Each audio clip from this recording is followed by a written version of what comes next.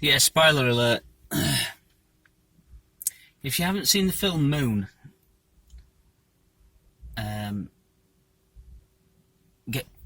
get it watched. It's a brilliant film. It's fantastic. It's fantastic, it is. It's set somewhere in the near future, or the distant future, or some future. Some possible future. And you're following Sam Bell, is this guy's name, the main protagonist. Sam Bell. And played by a guy called Sam Rockwell, I believe. Matt Berry is in it. Matt Berry? Yeah, Matt Berry. The guy out of I forgot that vampire sitcom. The vampire sitcom and the IT Crowd. He's in it fleetingly. He plays a corporate guy. Very well. Plays it very well, he does. So I've probably mentioned this before, but as I say, this video I watched recently of these haul trucks, these autonomous haul trucks, and this pretty much, well, I don't know if the haul trucks were not autonomous. I'm not just sure yet whether they've got the loading shovels, the big, hilariously massive excavators. I'm not sure whether they've automated them yet, but they've automated the haul trucks in real life. But in the film Moon, it depicts this guy, Sam Bell. He's working for this, I forget the company name. Anyway, they've got a mining concession on the moon. The far side of the moon, not the dark side of the moon, because it's not dark on the far side of the moon. People used to call it the dark side of the moon, but no, it's the far side of the moon technically now, because it's just right on the side. It's a bit you can't see from Earth, fortunately. So that's the bit we're going to start strip mining. Because there's some mineral on the moon that they've discovered, and it's like, hey, we could do with that. We could do with that. How can we get it? Well, we'll start mining it, but just do it out of sight. Don't let anybody see you doing it. All right. Well, we'll do it on far side at moon. And there's plenty of that. There's plenty of that to go at. There's less of the far side of the moon than the side we can see, because funnily enough, the rotation of the moon coincides with the orbit of the moon, and you only ever see the one face of the moon. You see slightly wobbles, I believe. So you're seeing more than just half of the moon. You see, it just sort of rotates a little bit more. So you see a bit more than just half of the moon that you'd see if it was absolutely stationary. But if it was a stationary lump of cheese in the sky, it might be. Maybe that's why they're mining it. There's a cheese shortage and they need to go mine the moon. Anyway, this Sam Rockwell. Sam Rockwell's the actor playing the character Sam Bell. That's it. Well, it turns out he's a clone.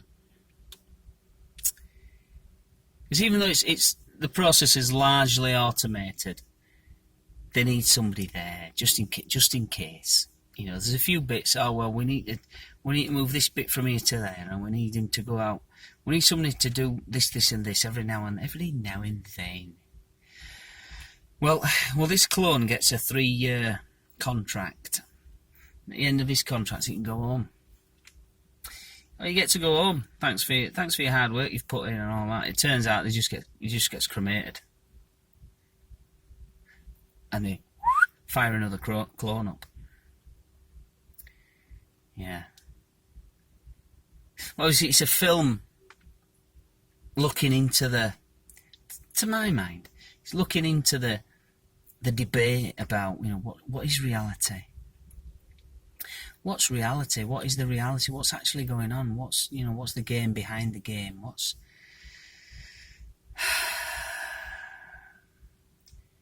Because through the film he goes on a bit of a he finally works out that he's a clone.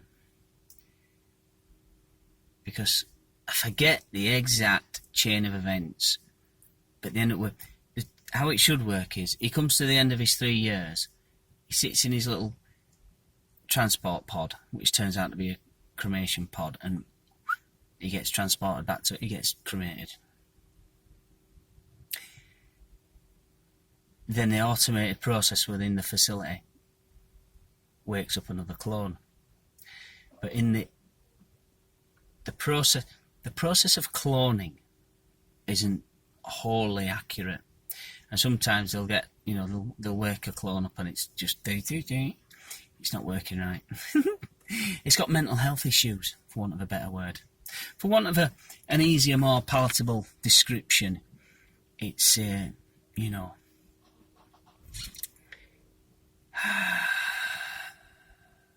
its internal synaptic wiring isn't right. Tough shit. Because of what happens, he has an accident and he's in infirmary, but the system in the control centre has fired up another clone, and that's how he begins to realise. Excuse me. Do we get a second one? There you go. That's how he begins to realise he's a clone, because this fucking what the fuck? These two guys arguing as to who is the real Sam Bell. I am. Fantastic. And therein lies it's all gone wrong. So there's a clean-up team turning up, a rescue team. It shows the mugshots of this rescue team, and it's the most hilarious. It's one of the funny bits of film. It's like, yeah, you don't want to be. If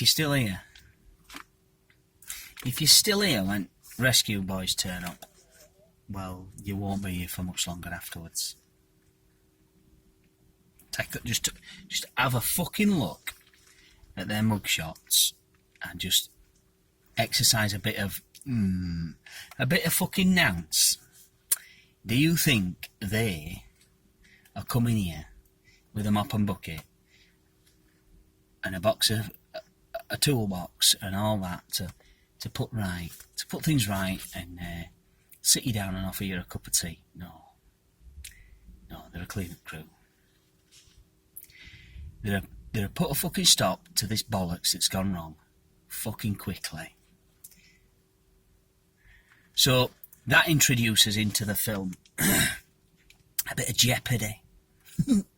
We need to sort out whatever the fuck we're going to sort out. Sam Bell. We need to sort it out before this lot arrive. This team, the rescue team. They're going to rescue the company. That's who they're rescuing. Yeah. But yeah, it's a fantastic film. I thought about that watching this recent film on YouTube about these autonomous mining haul trucks.